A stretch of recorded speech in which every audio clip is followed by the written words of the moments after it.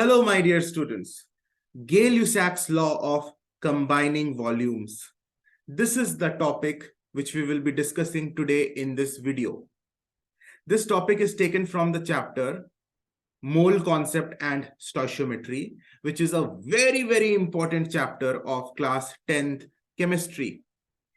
तो class 10th के बच्चे ready हो जाओ. आज हम इस वीडियो में पूरा Gay-Lussac's law of combining volumes को कंप्लीट करेंगे.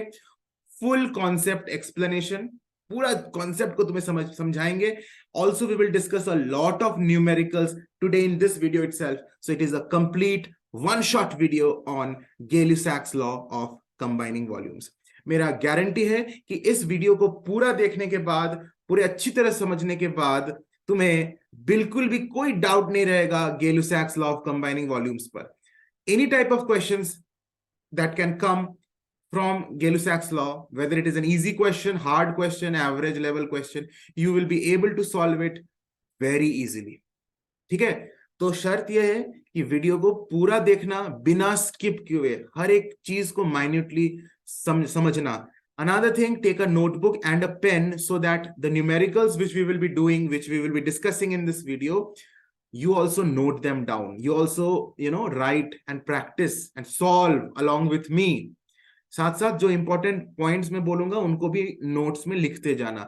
I can guarantee you that ऐसा करने से तुम्हारा Gay-Lussac's law of combining volumes पूरा अच्छी तरह clear हो जाएगा, हर concept clear हो जाएगा, and any type of numericals can be solved by you very, very easily. So are you ready, children? चलो स्टार्ट करते हैं. सबसे पहले हम स्टेटमेंट देखेंगे Gay-Lussac's law of combining volumes पर. लॉ का नाम एक बार अच्छे से देख लो, Gay-Lussac's law of combining volumes. Now one thing you need to know that this law is valid only for gases. Yes, this law is not valid for liquids. This law is not valid for solids. So you need to make a point कि ये law सिर्फ और सिर्फ gases के लिए valid होता है. Gases की बात करेंगे. देखो लॉ का जो स्टेटमेंट है ना, वो भी गैसेस से ही स्टार्ट होता है. गैसेस की बातें बात से स्टार्ट होता है, गैसेस की बातें करता है. क्या लिखा हुआ है? When gases react. सॉलिड्स की बात नहीं कर रहा है, ना ही लिक्विड्स की बात कर रहा है, क्योंकि मैंने बोल दिया ना, ये लॉ सिर्फ और सिर्फ गैसेस के लिए है, गैसेस के लिए वैलिड है. तो गैसेस की बात कर रहा है ये लॉ. व्हेन गैसेस रिएक्ट, जब गैसेस रिएक्ट करते हैं, they do so in volumes which bear a simple ratio to one another. जब गैसेस रिएक्ट करते हैं ना, तो उनकी वॉल्यूम्स में एक सिंपल रेशियो होता है. मैं समझाऊंगा एग्जांपल देकर. And to the volume of the gaseous product. अच्छा, कोई अगर प्रोडक्ट जो बना वो भी अगर गैस है, उसके साथ भी, उसके वॉल्यूम के साथ भी एक सिंपल रेशियो बनता है. शर्त यह है कि all the volumes are measured at the same temperature and pressure. ये रेशियो, सिंपल रेशियो तभी होगा जब सारे वॉल्यूम्स को हम सेम टेम्परेचर एंड प्रेशर पर मेजर करेंगे. अब नीचे जो स्टेटमेंट लिखा हुआ है, ये लॉ का स्टेटमेंट नहीं है, ये वो बात है जो मैंने ऑलरेडी तुम्हें बोल दिया है. Gay-Lussac's law is valid only for gases. The volumes of solids and liquids are considered to be zero. जब हम न्यूमेरिकल करेंगे ना, तो जब हम न्यूमेरिकल करेंगे तो वहां हम Gay-Lussac's law जब अप्लाई करेंगे न्यूमेरिकल में, मैं आगे इस वीडियो में बताऊंगा. I have a lot of numericals for you in this video itself, so don't worry at all. तो जब मैं न्यूमेरिकल्स करूंगा Gay-Lussac's law पर, तुम देखना मैं सॉलिड्स और लिक्विड्स के वॉल्यूम को जीरो मानूंगा, सिर्फ मैं गैसेस के वॉल्यूम को कंसिडर करूंगा, क्योंकि हम Gay-Lussac's लॉ सिर्फ और सिर्फ गैसेस के लिए वैलिड होता है, ये जानते हैं. ऑलराइट. अच्छा, अब जो स्टेटमेंट है Gay-Lussac's लॉ का, उसको एग्जांपल की मदद से समझते हैं. So are we ready children? Okay, let me write down a reaction where two gases are reacting and the third gas is formed as a product. हम लोग सब जानते हैं ना, हेबर्स प्रोसेस, जिसमें नाइट्रोजन और हाइड्रोजन रिएक्ट करके क्या बनता है चिल्ड्रन? अमोनिया बनता है. हेबर्स प्रोसेस हम लोग सब जानते हैं, बहुत लोअर क्लासेस से पढ़ रहे हो. तो नाइट्रोजन, देखो रिएक्शन लिख रहा हूं, nitrogen is reacting with hydrogen H2 and giving ammonia NH3. In fact इस रिएक्शन को कराने के लिए हमें कैटलिस्ट चाहिए, एक प्रोमोटर भी चाहिए, फिर हमें हाई प्रेशर चाहिए, बहुत हाई टेम्परेचर चाहिए। तो जो कंडीशंस है ना वो मैं लिख नहीं रहा हूं, क्योंकि वो मेरा अभी टॉपिक ऑफ कंसर्न नहीं है। जब मैं अलग से हेबर्स प्रोसेस पढ़ाऊंगा तो मैं डेफिनेटली तुम्हें बताऊंगा कि इसमें कैटलिस्ट क्या चाहिए, प्रोमोटर क्या चाहिए, कितना टेम्परेचर में ये रिएक्शन होगा, कितना प्रेशर में होगा। अभी वो हमारा टॉपिक ऑफ डिस्कशन नहीं है। टॉपिक ऑफ डिस्कशन है कि गै-लुसाक्स लॉ, इसको डिस्कस कर रहा है। तो दो गैसेस रिएक्ट कर रहे हैं, nitrogen is one of the gases, hydrogen is the another gas, and both of the gases are reacting to form a third gas, ammonia. इसमें तीनों गैसेस हैं, नाइट्रोजन भी गैस है, हाइड्रोजन भी गैस है, और जो प्रोडक्ट बना वो भी गैस है। अब इस रिएक्शन को सबसे पहले हम बैलेंस करेंगे, क्योंकि ये अनबैलेंस्ड रिएक्शन है। तो सबसे पहला काम मेरा क्या होगा, इसको बैलेंस करना, क्योंकि अनबैलेंस्ड रिएक्शन का कोई मतलब नहीं होता। तुम जानते हो बैलेंस हम इसलिए करते हैं so that it can validate law of conservation of mass. हम जानते हैं मास को ना क्रिएट कर सकते ना डिस्ट्रॉय कर सकते। तो in order to validate that law, we need to definitely balance the equation so that the total mass in the reactant side is equal to the total mass in the product side, है ना। तो balancing करना तो हम लोग सब जानते हैं। तो मैंने यहां पर क्या लिख दिया, 3 लिख देता हूं इधर, एंड इधर मैं 2 कर देता हूं। तो देखो बैलेंस हो गया ना, nitrogen is 2 on this side, and on the product side also nitrogen is 2, and here hydrogen is 6, and here also 2 3s are 6। Balanced है एकदम बिंदास। बैलेंसिंग करना सबको आता है, क्लास 10th में मुझे उम्मीद है बैलेंसिंग करना सबको आता है ना। अब ध्यान देंगे, अब लॉ को समझेंगे। यहां से स्टार्ट होता है कि सिंपल रेशियो क्या है। देखो, what number is written in front of nitrogen, N2 के आगे क्या नंबर लिखा हुआ है। अगर कुछ नंबर नहीं लिखा हुआ है इसका मतलब 1 लिखा हुआ है, हिडन है। अच्छा, तो 1 volume of nitrogen, 1 volume of nitrogen is reacting with how many volumes of hydrogen? Hydrogen के आगे क्या नंबर लिखा हुआ है, 3 लिखा हुआ है। So 1 volume of nitrogen is reacting with 3 volumes of hydrogen to give how many volumes of ammonia? Ammonia is NH3, उसके आगे क्या नंबर लिखा हुआ है, 2। It is giving, it is forming 2 volumes of ammonia. पहले इस बात को समझते हैं। कभी भी नाइट्रोजन और हाइड्रोजन रिएक्ट करेगा तो वो इसी रेशियो में करेगा। Always 1 volume of nitrogen will react with 3 volumes of hydrogen to give 2 volumes of ammonia. So the ratio of nitrogen is to hydrogen is to ammonia is 1:3:2. The ratio of nitrogen is to hydrogen is to ammonia is always 1:3:2। देखो कहां से पता चला ये number हमको, ये ratio में कहां से पता चला, जब हमने रिएक्शन को बैलेंस किया। 1 volume of nitrogen always reacts with 3 volume of hydrogen, and only when this happens it forms 2 volumes of ammonia। तो ये रेशियो है 1:3:2। अब इसका प्रैक्टिकल इंप्लीकेशन को समझते हैं। प्रैक्टिकल इंप्लीकेशन का मतलब है कि अगर मेरे पास 1 लीटर ऑफ नाइट्रोजन है, 1 लीटर ऑफ नाइट्रोजन है, और मेरे पास 4 लीटर्स ऑफ हाइड्रोजन है, दोनों को मैंने रिएक्ट कराया, 1 लीटर नाइट्रोजन और 4 लीटर हाइड्रोजन। तो मैं देखूंगा कि 1 लीटर ऑफ नाइट्रोजन के साथ 4 लीटर ऑफ हाइड्रोजन नहीं रिएक्ट करेगा, पूरा का पूरा 4 लीटर ऑफ हाइड्रोजन रिएक्ट नहीं करेगा। क्योंकि लॉ कहता है कि 1 वॉल्यूम ऑफ नाइट्रोजन के साथ 3 वॉल्यूम्स ऑफ हाइड्रोजन ही रिएक्ट करेगा, 4 लीटर नहीं करेगा। 1 वॉल्यूम ऑफ नाइट्रोजन के साथ 3 वॉल्यूम्स ऑफ हाइड्रोजन ही रिएक्ट करेगा। तो 1 लीटर ऑफ नाइट्रोजन के साथ 3 लीटर्स ऑफ हाइड्रोजन ही रिएक्ट करेगा। हालांकि मैंने मिक्स किया 1 litre of nitrogen plus 4 litres of hydrogen, लेकिन क्या देखूंगा कि 1 लीटर ऑफ नाइट्रोजन के साथ only 3 liters of hydrogen has reacted. The remaining 1 liter of hydrogen has not reacted. It is left as it is, unreacted, बच जाएगा। तो ऐसा नहीं है कि जितना हमने दे दिया सब रिएक्ट कर जाएगा, नहीं। यही तो ये लॉस हमें बोलता है कि जब गैसेस रिएक्ट करते हैं ना, वो एक उनके वॉल्यूम्स में एक फिक्स्ड सिंपल रेशियो होता है। ऐसा नहीं कि कभी कभी 1 वॉल्यूम ऑफ नाइट्रोजन के साथ 3 वॉल्यूम्स ऑफ हाइड्रोजन रिएक्ट कर जाए, तो कभी 1 वॉल्यूम ऑफ हाइड्रोजन के साथ 4 वॉल्यूम्स ऑफ हाइड्रोजन रिएक्ट कर जाए, कभी 5 वॉल्यूम्स ऑफ हाइड्रोजन रिएक्ट कर जाए, नहीं, हमेशा 1 वॉल्यूम ऑफ नाइट्रोजन के साथ 3 वॉल्यूम्स ऑफ हाइड्रोजन ही रिएक्ट होगा, यानी 1 लीटर ऑफ हाइड्रोजन के साथ 3 लीटर्स ऑफ हाइड्रोजन ही रिएक्ट होगा, remaining 1 litre of hydrogen will remain unreacted. और जो बनेगा वो भी कितना अमोनिया बनेगा, 1 लीटर ऑफ नाइट्रोजन के साथ जब 3 लीटर्स ऑफ हाइड्रोजन रिएक्ट किया तो देख रहे हो 2 वॉल्यूम्स ऑफ अमोनिया बनता है, यानी 2 लीटर्स ऑफ अमोनिया बनेगा, 2 लीटर्स ऑफ अमोनिया ही बनेगा। तो रेशियो यही है 1:3:2। अच्छा, अगर मैं देता हूं 3 लीटर्स ऑफ नाइट्रोजन, तो इसको कितना लीटर ऑफ हाइड्रोजन चाहिए ताकि अमोनिया बने?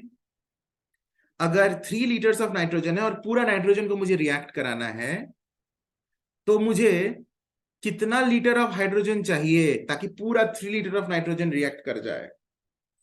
देखो यहां ध्यान देना, 1 वॉल्यूम के लिए 3 वॉल्यूम्स हाइड्रोजन चाहिए, यानी 1 का 3 गुना हाइड्रोजन, जितना नाइट्रोजन है उसका 3 टाइम्स हाइड्रोजन चाहिए, जितना नाइट्रोजन है उसका 3 टाइम्स हाइड्रोजन चाहिए। सिमिलरली यहां पर 3 लीटर्स ऑफ नाइट्रोजन लिया तो 3 3s are 9, हमें 9 लीटर्स ऑफ हाइड्रोजन चाहिए। और तब जाके हम क्या देखेंगे, यहां पर ध्यान दो, ओरिजिनल रिएक्शन में अगर 1 लीटर ऑफ नाइट्रोजन लिया तो उसका दुगना 2 टाइम्स अमोनिया बनता है, 1 का डबल 2 टाइम्स अमोनिया बनता है। तो अगर हमने 3 लीटर्स नाइट्रोजन लिया तो 3 का डबल 6 लीटर्स ऑफ अमोनिया बनेगा। यही ये लॉ कहता है कि अगर आपने 3 लीटर्स ऑफ नाइट्रोजन लिया तो उसको पूरा रिएक्ट कराने के लिए आपको चाहिए 9 लीटर्स ऑफ हाइड्रोजन, एंड ये दोनों जब रिएक्ट पूरी तरह से कर जाएंगे तब आपको मिलेगा 6 लीटर्स ऑफ अमोनिया। क्या ये रेशियो यहां पर भी वैलिड है? कौन सा रेशियो? ये वाला ratio, nitrogen is to hydrogen is to ammonia. क्या 1:3:2 हमें मिल रहा है? देख लेते हैं। हमारा यहाँ रेशियो है 3:9:6। इसको सिंप्लीफाई करो, 3 1s are 3, 3 3s are 9, 3 2s are 6। देखो हमें वही रेशियो मिला, nitrogen is to hydrogen is to ammonia का रेशियो उतना ही है, 1:3:2। यही तो ये लॉ कहता है। ठीक है, तो तुम्हें समझ में आ रहा है? एक बार और देख लो ध्यान से।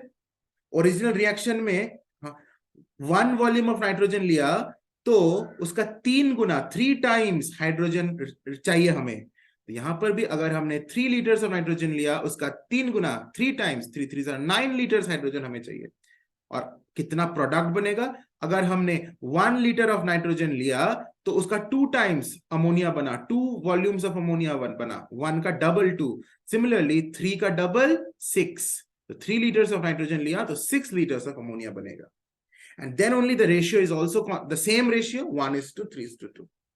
This is for any gases reacting and also any gaseous product formed। तुमने यहां ध्यान से देखा कि जो प्रोडक्ट बना वो भी अगर गैस है, जैसे इस केस में अमोनिया बना वो भी गैस था, तो उस प्रोडक्ट के साथ भी रेशियो रहता है 1:3:2। This ammonia is the product का भी रेशियो रहता है, and that is written over here that it also bears a simple whole number ratio to one another मतलब प्रोडक्ट के साथ, and to the volume of the gaseous product के साथ भी। हालांकि होना चाहिए गैसियस प्रोडक्ट, गैस का प्रोडक्ट, ऐसा नहीं कि लिक्विड बना तो हम उसको नहीं कंसिडर करेंगे, गैसियस प्रोडक्ट।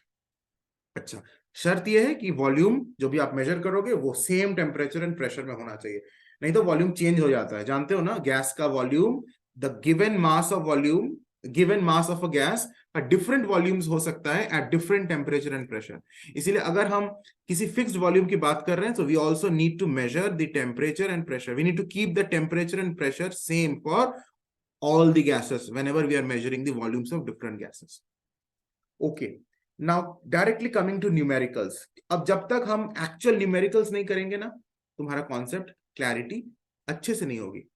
अब सबसे पहला क्वेश्चन को उठाते हैं, गay-Lussac's लॉ का। अब ध्यान दो, बहुत इजी क्वेश्चन है, बहुत कॉन्सेप्चुअल है और बहुत स्कोरिंग भी है, अब बोर्ड्स में आता भी है। What volume of oxygen would be required to burn completely 200 ml of acetylene. Acetylene का फॉर्मूला दे दिया गया है C2H2, and what would be the volume of carbon dioxide formed. बोल रहा है कि what volume of oxygen would be required. आपको कितना ऑक्सीजन चाहिए उसका वॉल्यूम बताओ, ताकि आप पूरी तरह से बर्न कर दो, रिएक्ट कर दो. किसको बर्न करना है completely? 200 ml of acetylene C2H2 को. तो रिएक्शन, सबसे पहला स्टेप होगा कि हम रिएक्शन लिखेंगे. रिएक्शन बिना लिखे हम गेलुसैक्स लॉ को अप्लाई नहीं कर सकते. So you should know a few things. सबसे पहले हम लिखेंगे रिएक्शन. रिएक्शन लिखने के बाद हम उसको डेफिनेटली बैलेंस करेंगे, और उसके बाद फिर हम आगे बढ़ेंगे. सबसे पहले रिएक्शन लिखते हैं. रिएक्शन हमें ऑलरेडी हिंट दे दिया गया है. ऑक्सीजन रिएक्ट कर रहा है एसिटिलीन के साथ. यही ना पूछा है कि कितना ऑक्सीजन आपको चाहिए पूरा एसिटिलीन को बर्न करने में. 200 ml जो एसिटिलीन है उसको बर्न करने में आपको कितना ऑक्सीजन चाहिए. तो हम रिएक्शन लिखते हैं. One of the reactants is acetylene C2H2. It is reacting with oxygen O2, है ना. अब ये रिएक्शन होने के बाद क्या होगा? वाटर बनेगा और कार्बन डाइऑक्साइड बनेगा. एक चीज दिमाग में रिकॉर्ड कर लो चिल्ड्रन, जब भी हाइड्रोकार्बन ऑक्सीजन के साथ रिएक्ट करता है तो हम water and carbon dioxide product को लिखते हैं. मैंने क्या बोला? जब भी हमारे पास गेलुसैक्स लॉ का क्वेश्चन आएगा और कभी भी हाइड्रोकार्बन है कोई, उसके साथ ऑक्सीजन का रिएक्शन है, तो हमें जानना है कि प्रोडक्ट होंगे H2O प्लस CO2. ये हमें एकदम फिक्स कर लेना है अपने दिमाग में. कभी भी कोई भी हाइड्रोकार्बन, अच्छा हाइड्रोकार्बन मतलब एक ऐसा कंपाउंड जिसमें सिर्फ हाइड्रोजन और कार्बन हो, बस सिर्फ हाइड्रोजन हो और कार्बन हो, वैसे कंपाउंड को हम हाइड्रोकार्बन बोलते हैं. तो देखो ये हाइड्रोकार्बन है ना, क्योंकि इसमें C2H2 एक हाइड्रोकार्बन है, क्योंकि इसमें कार्बन है और इसमें हाइड्रोजन है, और इसके अलावा कुछ नहीं है. ये होना भी चाहिए. इसके अलावा अगर कुछ हो तो फिर वो हाइड्रोकार्बन नहीं है. हाइड्रोकार्बन का मतलब सिर्फ और सिर्फ उसमें हाइड्रोजन है और कार्बन है. तो कभी भी कोई हाइड्रोकार्बन रिएक्ट कर रहा है ऑक्सीजन के साथ, क्या तुम्हें पता है कि क्या क्या प्रोडक्ट्स बनेगा? H2O बनेगा और कार्बन डाइऑक्साइड बनेगा. एकदम गारंटी है. ये जो H2O है इसको हम लिक्विड मानेंगे. ओके, अनलेस सेड, अगर बोल दिया है कि आप इसको वाटर वेपर मानो, अगर बोल दिया गया है क्वेश्चन में कि आप इसको वाटर वेपर मानो, आप इसको गैस मानो, तभी हम उसको गैस मानेंगे. नहीं तो अगर नहीं लिखा हुआ है तो we will consider this H2O to be liquid, hence we will not consider its volume at all. Reaction लिख लिया. मेरी बातों को तुमने ध्यान से सुना? मैंने क्या अभी बोला? मैंने ये बोला, फिर से मैं रिपीट करूं, ये H2O को हम गैस मानेंगे या लिक्विड मानेंगे? तो मैंने अभी यही बोला कि अगर क्वेश्चन में लिखा हुआ है कि आप इसको गैस मानो, मतलब वाटर वेपर लिखा हुआ है, वाटर वेपर तो गैस होता है, then only we will consider it to be a gas. Otherwise, if nothing has been mentioned in the question, we will consider it to be a liquid. And if this is a liquid, we will not consider it under Gay-Lussac's law. उसका हमें कोई मतलब नहीं है. इसका volume को हम 0 मानेंगे, है ना. यही तो हमने बताया कि अगर ये लिक्विड है, करेंगे 2 5 2 4, बैलेंस हो गया. एक बार चेक कर लो. कार्बन इज 2 2s are 4, यहां पर भी देखो 4 carbon. Hydrogen is 2 2s are 4, यहां पर भी 4 hydrogen. Oxygen is 5 2s are 10, यहां पर 5 4 2s are 8, और ये 2, तो 8 + 2 10 ऑक्सीजन. नाउ बैलेंस्ड है. अब हम लिखेंगे क्या कि how many volumes of acetylene has been taken? 2 volumes of acetylene is present. Simple जो नंबर लिखा हुआ है, 2 volumes of acetylene, that is reacting with 5 volumes of oxygen. Oxygen के कितना चाहिए? 5 volumes. And how much of water is formed? Do not write 2 volumes, क्योंकि हमने इसको लिक्विड माना है, तो इसको लिखेंगे नील, मतलब 0. We have considered it to be liquid. तो हम यहां इस 2 को नहीं लिखेंगे कि 2 वॉल्यूम्स. अगर वेपर मानेंगे तब लिखेंगे 2 वॉल्यूम्स. इसको हमने लिक्विड माना है. And here carbon dioxide is 4 volumes. तो बहुत क्लियर है कि 2 volumes of acetylene reacts with 5 volumes of oxygen to form 4 volumes of carbon dioxide. अच्छा, अब इतना तो क्लियर हो गया. अब मेरे पास कितना एसिटिलीन है? 200 ml एसिटिलीन है. तो हमें 2 वॉल्यूम ऑफ एसिटिलीन जब हो, when we have 2 volumes of acetylene, then how much amount of oxygen is required? 5 volumes of oxygen is required. दिख रहा है ना रिएक्शन में, 2 volumes of acetylene requires 5 volumes of oxygen. 5 volumes of oxygen.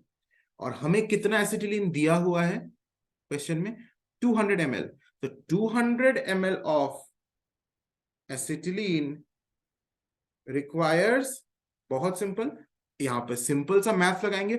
2 volume requires 5 volumes of oxygen. So 200 ml requires 5 upon 2 into 200, 500 ml obviously. 5 upon 2 into 200, unitary method लगा दिया maths का. तो 200 200 and 500 ml है ना. 2 वॉल्यूम एसिटिलीन को 5 volume oxygen चाहिए, तो 200 ml acetylene को 500 ml ऑक्सीजन चाहिए, 500 ml ऑफ ऑक्सीजन. यही हमें निकालना था, how much amount of oxygen is required. अब ये भी पूछा है what volume of carbon dioxide is formed, कितना कार्बन डाइऑक्साइड फॉर्म हुआ. अब ध्यान से देखो, जब हमारा एसिटिलीन 2 वॉल्यूम्स है, मेन रिएक्शन को देखो, 2 वॉल्यूम्स ऑफ एसिटिलीन है, तो उसका 2 गुना, दुगना कार्बन डाइऑक्साइड बना. 4 times, 2 times of 2 volume which is 4 volumes of carbon dioxide is formed. इस 2 का दुगना, twice, which is 4 volumes of carbon dioxide is formed. तो जब हमारा 200 ml एसिटिलीन लिया, तो 200 का दुगना 400 ml, 400 ml कार्बन डाइऑक्साइड बनेगा. मेंटली ही सॉल्व हो जा रहा है, इतना सिंपल है. अब लिखेंगे 2 volumes of acetylene forms how many volumes of carbon dioxide? 4 volumes of carbon dioxide. Therefore हमारे पास है रिएक्शन में 200 ml of acetylene. 200 ml of acetylene forms कितना वॉल्यूम ऑफ कार्बन डाइऑक्साइड? तो 4 by 2 into 200, जो मैंने यहां पर जैसा कैलकुलेशन किया यूनिटरी मेथड, वही यहां पे किया. 4 upon 2 into 200, तो ये कट जाएगा. तो 400 ml of carbon dioxide formed. हो गया सिंपल. हाँ, अब एक फाइनल स्टेटमेंट लिखना आंसर, क्योंकि टीचर को जब तुम्हारा आंसर को चेक करेगा, he or she should not hunt for the answer. एकदम क्लियर दिखना चाहिए आंसर. आंसर क्या है? एकदम अलग से लास्ट में फाइनल आंसर लिखना. वॉल्यूम ऑफ ऑक्सीजन रिक्वायर्ड, ये पूछा है ना, कितना ऑक्सीजन चाहिए ये पूछा है, और कितना कार्बन डाइऑक्साइड बनेगा ये पूछा है. तो दोनों स्टेटमेंट्स को फाइनली लिखना. Volume of oxygen required 500 ml. Volume of carbon dioxide formed 400 ml.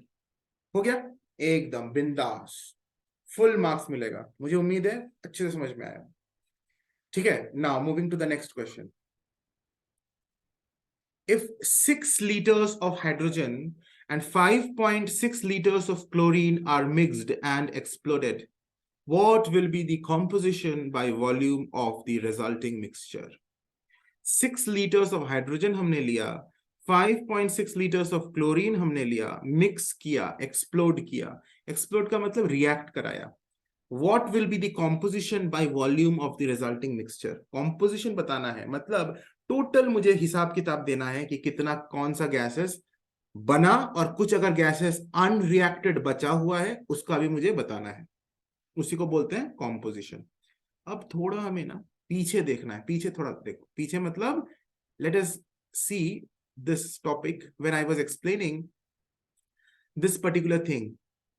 गेलुसैक्स law का जब मैं ये स्टेटमेंट बता रहा था, यहां पर ध्यान दो, तुम्हें याद होगा मैं जब इस रिएक्शन को एक्सप्लेन कर रहा था कि अगर मैं 1 लीटर ऑफ नाइट्रोजन लूंगा और 4 लीटर्स ऑफ हाइड्रोजन लूंगा, तो मैंने बताया था ना कि 1 लीटर ऑफ नाइट्रोजन के साथ पूरा का पूरा 4 लीटर ऑफ हाइड्रोजन रिएक्ट नहीं करेगा, सिर्फ 3 लीटर्स ही करेगा, क्योंकि रेशियो, जिस रेशियो में नाइट्रोजन और हाइड्रोजन रिएक्ट करते हैं वो 1:3 होता है. Isn't it? And this we came to know after balancing the Haber's process reaction. तो 1:3 होता है, तो यहां पर 1:4 रेशियो में रिएक्ट वो नहीं कर पाएगा, तो बच जाएगा ना हाइड्रोजन. 1 लीटर बच जाएगा, क्योंकि सिर्फ 3 लीटर्स ही रिएक्ट करेगा. तो 4 लीटर्स में से 3 लीटर्स रिएक्ट कर जाए तो 1 litre of hydrogen will remain unreacted. This is something which I have already told a little ago, isn't it? अच्छा, अब एक टर्म आता है लिमिटिंग रिएजेंट. लिमिटिंग रिएजेंट, इस टर्म को समझते हैं. लिमिटिंग रिएजेंट का मतलब जब भी तुम्हें दिया हुआ है कि ये गैस इतना वॉल्यूम है और एक दूसरा गैस उसका इतना वॉल्यूम है, दोनों रिएक्ट कर रहा है, तो उन दोनों में से हो सकता है कि कोई गैस बच जाए, पूरा रिएक्ट ना करे. तो जो पूरा रिएक्ट नहीं करेगा वो हमारा लिमिटिंग रिएजेंट नहीं है. जो गैस पूरी तरह से रिएक्ट कर जाएगा वो लिमिटिंग रिएजेंट होता है. नहीं समझ में आया? अब फिर से समझते हैं. कभी क्वेश्चन में ऐसा दिया हुआ है कि आपके पास एक्स गैस है, इसका इतना वॉल्यूम है, एक दूसरा गैस है वाई गैस है, उसका उतना वॉल्यूम है, दोनों को रिएक्ट करा दिए. अब रिएक्ट करने के बाद देख रहे हैं कि इसमें से एक गैस तो पूरा रिएक्ट कर गया, लेकिन एक दूसरा गैस थोड़ा बच गया अनरिएक्टेड. तो जो गैस पूरी तरह से रिएक्ट कर जाए उसको बोलेंगे लिमिटिंग रिएजेंट, और जो बच जाता है उसको लिमिटिंग रिएजेंट नहीं बोलते हैं. अभी जो एग्जांपल यहां पर तुम्हारे सामने है 1 litre of nitrogen and 4 litres of hydrogen, इसमें तुम जानते हो कि 1 लीटर ऑफ नाइट्रोजन तो पूरा यूज अप हो जाएगा, पूरा रिएक्ट कर जाएगा 1 लीटर ऑफ नाइट्रोजन. लेकिन 4 लीटर्स ऑफ हाइड्रोजन पूरा रिएक्ट नहीं करेगा. इसमें से 3 लीटर्स रिएक्ट करेगा, 1 लीटर बच जाएगा. तो जो बच जाएगा वो गैस हमारा लिमिटिंग रिएजेंट नहीं होता है. यानी इस एग्जाम्पल में लिमिटिंग रिएजेंट कौन सा गैस है? कौन सा गैस है? नाइट्रोजन है. Nitrogen is the limiting reagent in this example, क्योंकि ये पूरी तरह से नाइट्रोजन कंज्यूम हो जाएगा. 1 लीटर का पूरा 1 लीटर खत्म हो जाएगा. लेकिन जो हाइड्रोजन हमने दिया उसमें से सिर्फ 3 लीटर ही यूज अप होगा. Remaining 1 litre will remain unreacted. तो जो पूरी तरह से यूज अप हो जाए उसे हम कहते हैं लिमिटिंग रिएजेंट, एंड उसी के आधार पर हमको गेलुसैक्स लॉ का न्यूमेरिकल्स बनाना होता है. उसी के पर्सपेक्टिव में, उसी के कंपैरिजन में हम गेलुसैक्स लॉ के न्यूमेरिकल्स को करेंगे जो लिमिटिंग रिएजेंट होता है. लिमिटिंग रिएजेंट के कॉन्सेप्ट को और अच्छे से समझते हैं. अगर मेरे पास, ध्यान दो, 10 लीटर्स ऑफ नाइट्रोजन है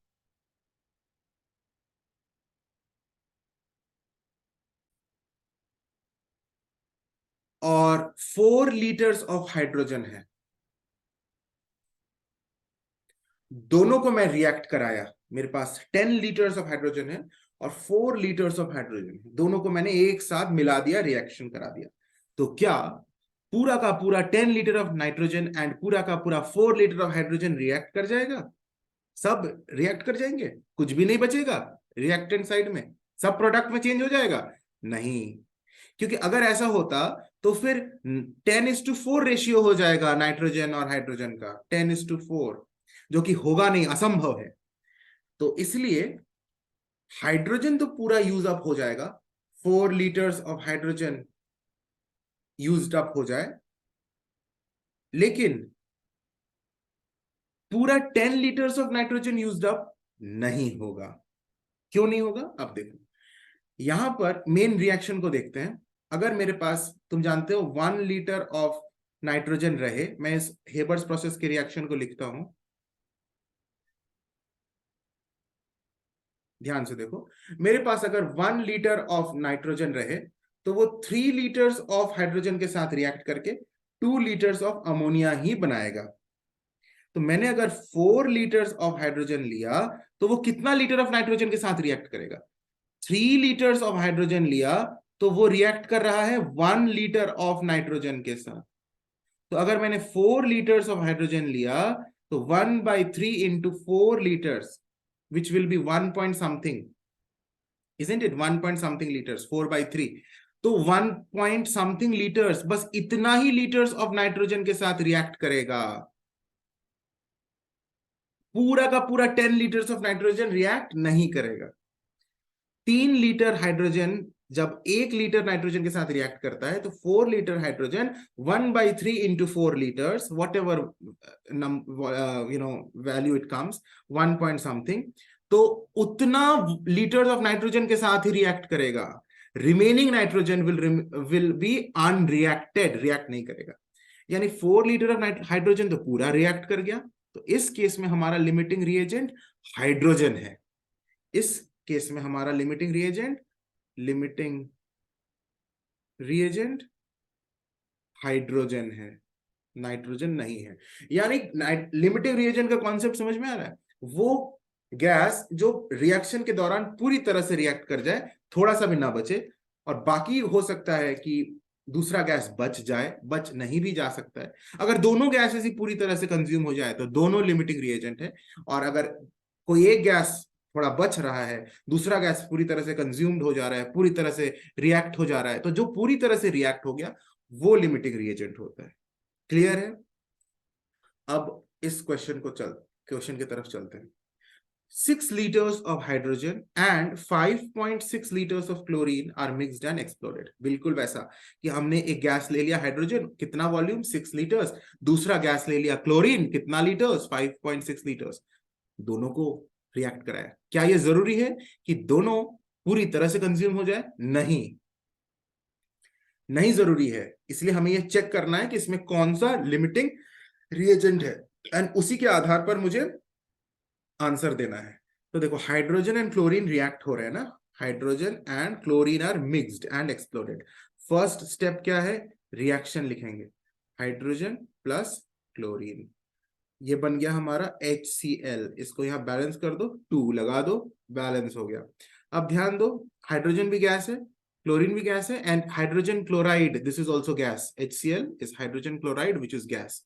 अब ध्यान दो, बड़ा सिंपल है, यहाँ पे आगे 1 लिखा हुआ है और क्लोरीन के आगे भी 1 है, कुछ नंबर नहीं है मतलब 1 है। So 1 volume of hydrogen reacts with 1 volume of chlorine, जितना हाइड्रोजन चाहिए उतना ही क्लोरीन चाहिए, to form 2 volumes of hydrogen chloride gas. Simple. So the ratio of hydrogen is to chlorine is to HCl is 1:1:2, 1:1:2। Very simple, कोई doubt नहीं है।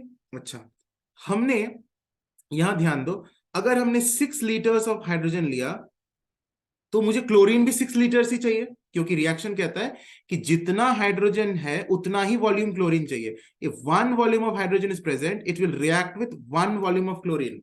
थोड़ा कम होने से नहीं चलेगा या ज्यादा से भी रिएक्ट नहीं करेगा। अगर 1 वॉल्यूम हाइड्रोजन लिया तो क्लोरीन भी उसको एग्जैक्टली उतना ही चाहिए, 1 वॉल्यूम ही चाहिए। हाइड्रोजन और क्लोरीन में जब रिएक्शन होगा, 1 volume of hydrogen will react exactly with 1 volume of chlorine. यही तो रिएक्शन कहता है। तो अगर हमने 6 लीटर्स ऑफ हाइड्रोजन लिया तो 6 लीटर्स ऑफ क्लोरीन ही चाहिए। हालांकि हमने दिया नहीं है 6 लीटर, हमने कितना दिया है? 5.6 लीटर्स ऑफ क्लोरीन। यानी हमारा 6 लीटर्स ऑफ क्लोरीन है नहीं।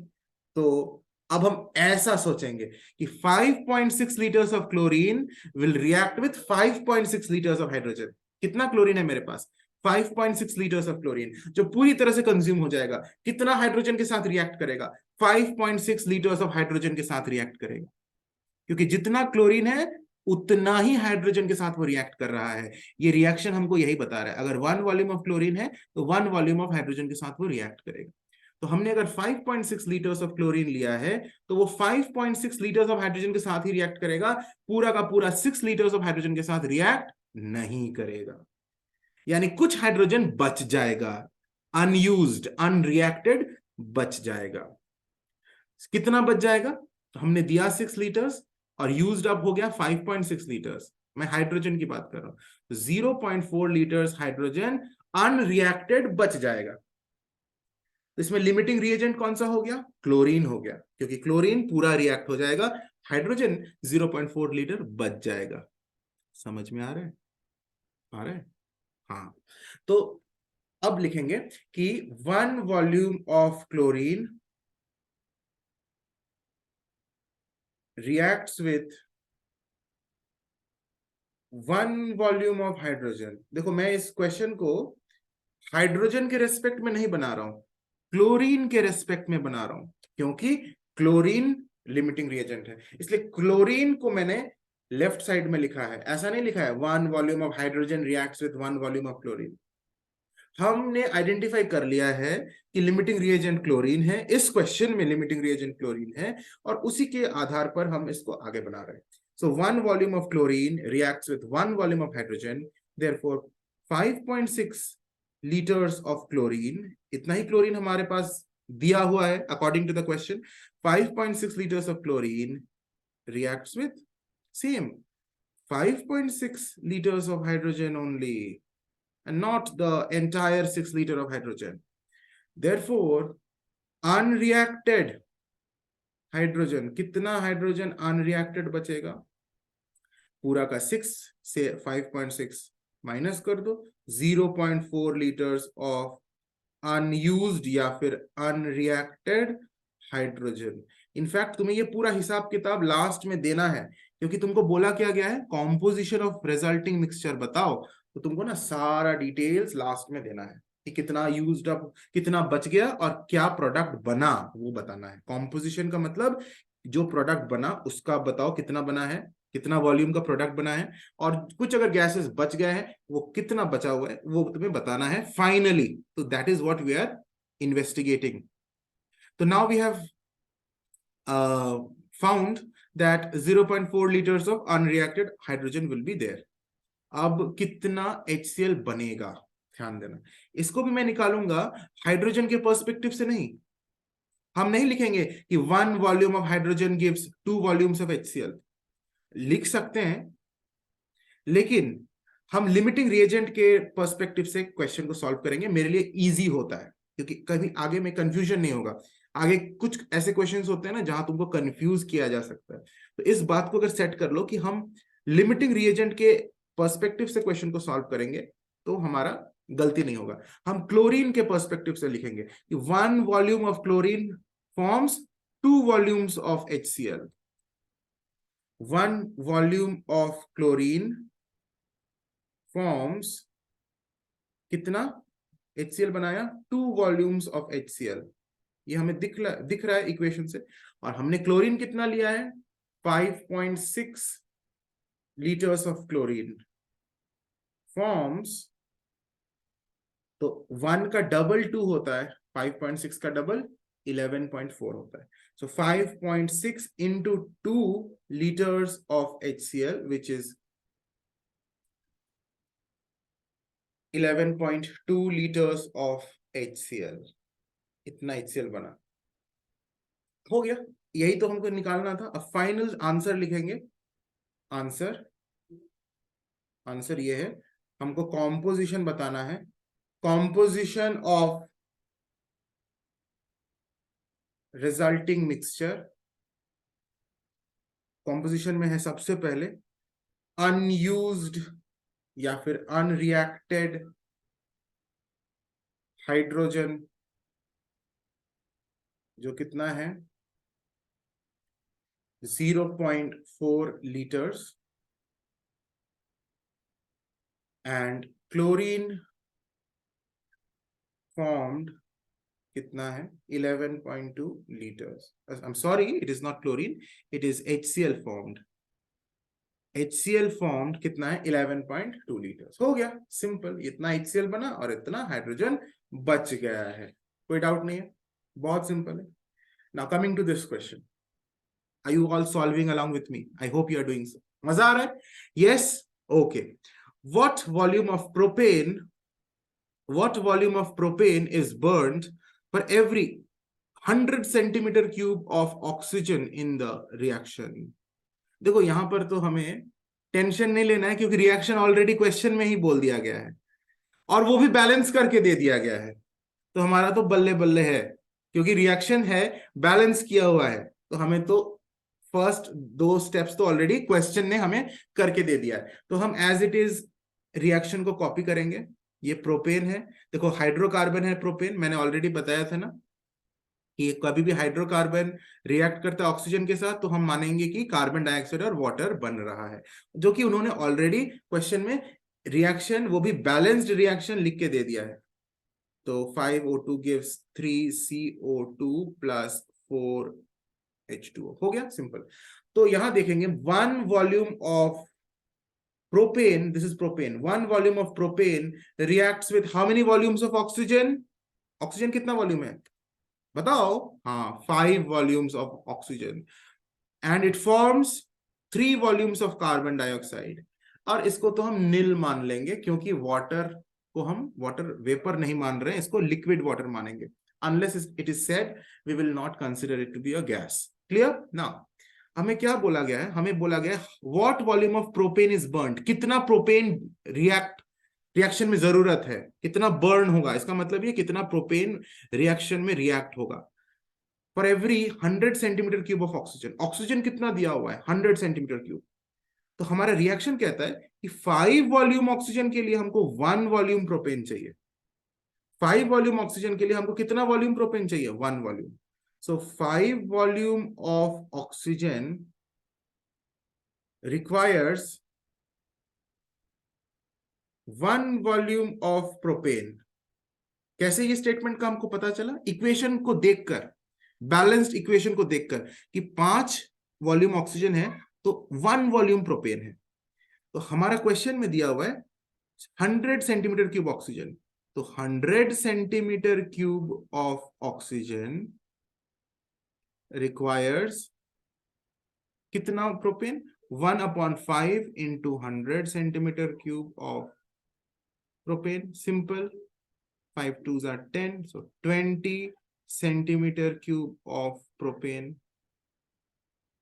एकदम सिंपल. वैसे भी दिख रहा है ना कि अगर 5 वॉल्यूम ऑक्सीजन चाहिए तो 1 वॉल्यूम प्रोपेन, 5 वॉल्यूम ऑक्सीजन है तो 1 वॉल्यूम प्रोपेन चाहिए. यानी प्रोपेन का 5 गुना ऑक्सीजन चाहिए. तो अगर 20 सेंटीमीटर क्यूब प्रोपेन लेंगे तो उसका 5 गुना 100 सेंटीमीटर क्यूब ऑक्सीजन भी चाहिए. सिंपल है. वैसे सॉल्व करके भी हमने, बहुत इजी है. I hope you are finding it very simple. It is nothing and this is the answer. We don't have to find anything else. सिर्फ हमें निकालना था कितना प्रोपेन चाहिए. Next question. 40 centimetre cube of methane reacts with chlorine according to the following reaction. देखो यहां पर methane दिया हुआ है CH4, वो रिएक्ट करा रहा है क्लोरीन के साथ and it forms CH2Cl2 chloro methane and HCl. और तुम्हें ज्यादा टेंशन लेने का जरूरत नहीं है क्योंकि रिएक्शन ऑलरेडी क्वेश्चन में गिवन है, वो भी बैलेंस्ड रिएक्शन. इनफैक्ट बोर्ड्स में most of the time they already give the reaction in the question itself. आज हम इस वीडियो में ICSE क्वेश्चंस भी डिस्कस करेंगे. इनफैक्ट ये सारे जो है ना, ये very similar to ICSE questions and previous year questions. Already हमने कुछ कर लिया है और आगे भी करेंगे. तो देखोगे कि most of the time ICSE board examination में इक्वेशन ऑलरेडी लिखा हुआ मिलेगा तुम्हें क्वेश्चन पेपर पर, वो भी बैलेंस्ड इक्वेशन. तो यहाँ पर टेंशन तो लेने की कोई बात ही नहीं है. इक्वेशन को लिखते हैं CH4 और देखो सारे गैसेस है, G का मतलब गैस है तो हमें यहाँ सब में गैलुसैक्स लॉ का यूज करेंगे. CH4 plus 2Cl2 gives CH2Cl2 plus 2HCl. बहुत ध्यान से हमें उतारना है इक्वेशन. बैलेंसिंग का जो नंबर्स है ना, उनको बहुत ध्यान से हमें देखना है कि कोई गलती से छूट ना जाए. सो 1 volume of methane reacts with 2 volumes of chlorine, isn't it? And it forms 1 volume of chloromethane and 2 volumes of hydrogen chloride. Very simple. दिख रहा है ना? 1:2:1:2. जो नंबर लिखा हुआ है उसी को मैंने लिख दिया है, कुछ नहीं. निकालना क्या है हमें? हमें निकालना है calculate the volume of hydrogen chloride gas formed. कितना HCl गैस बनेगा. तो क्वेश्चन में ना मीथेन दिया हुआ है. कितना मीथेन है मेरे पास? 40 सेंटीमीटर क्यूब मीथेन है जो क्लोरीन के साथ रिएक्ट कर रहा है. तो कितना मीथेन हमने लिया? 40 सेंटीमीटर क्यूब मीथेन कितना HCl गैस बनाएगा ये निकालना है. तो 1 वॉल्यूम ऑफ मीथेन कितना HCl गैस बना रहा है? 2 वॉल्यूम ऑफ HCl गैस बना रहा है. इक्वेशन बता रहा है मुझे, मैं नहीं बोल रहा हूं. इक्वेशन बोल रहा है कि मीथेन अगर आपका 1 वॉल्यूम है तो HCl गैस आपका 2 वॉल्यूम्स बनेगा. उसका 2 टाइम्स, 1 वॉल्यूम का 2 टाइम्स क्या होता है? 2 volume. So 1 volume of methane forms 2 volumes of HCl gas. और मैंने कितना लिया है methane? 40 centimetre cube of methane, इतना लिया है मैंने मतलब क्वेश्चन ने मुझे बोला है कि कितना मीथेन आपको दिया गया है, 40 centimetre cube of methane. So that will form, इसका दुगना 1 का दुगना 2, तो 40 का दुगना 80, तो 40 into 2 centimetre cube of HCl gas, which is nothing but 80 centimeter cube of HCl gas. I hope you are not just watching it, also solving along with me. अच्छा, question में एक और चीज है, also calculate the volume of chlorine gas required. कितना chlorine gas चाहिए? Again that same logic, 1 volume of methane requires कितना chlorine? 2 volumes of chlorine. Same, so 1 volume of methane reacts with 2 volumes of chlorine. Therefore, methane हमने लिया है 40 centimeter cube of methane, and that will react with, फिर same 40 का दुगना 80 centimeter cube of chlorine. तो जो gas बना HCl वो भी 80 सेंटीमीटर क्यूब, और जितना क्लोरीन चाहिए वो भी 80 centimetre cube. In fact the reaction also tells me the same कि हाइड्रोजन भी 2 वॉल्यूम और क्लोरीन भी 2 वॉल्यूम, दोनों का 2 वॉल्यूम्स है, तो आंसर ऑब्वियसली सेम आएगा. अगर HCl गैस हमें 80 सेंटीमीटर क्यूब चाहिए तो क्लोरीन HCl हमें 80 सेंटीमीटर क्यूब हमें मिला, तो क्लोरीन जो चाहिए वो भी 80 सेंटीमीटर क्यूब क्लोरीन चाहिए, क्योंकि दोनों का रेशियो सेम है, 2 वॉल्यूम 2 वॉल्यूम. तो यहां पर भी 80 सेंटीमीटर क्यूब 80 सेंटीमीटर क्यूब दोनों होना ही चाहिए.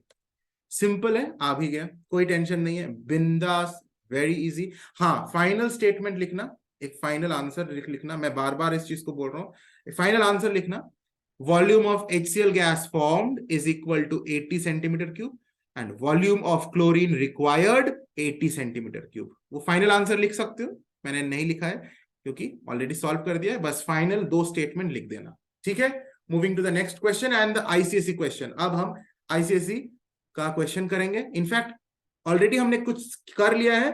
Next question is also an ICSE question from 2010.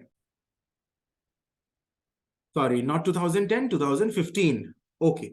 If 6 liters of hydrogen and 4 liters of chlorine are mixed and exploded, and if water is added to the gases formed, find the volume of residual gas. अब यहां पर twist है.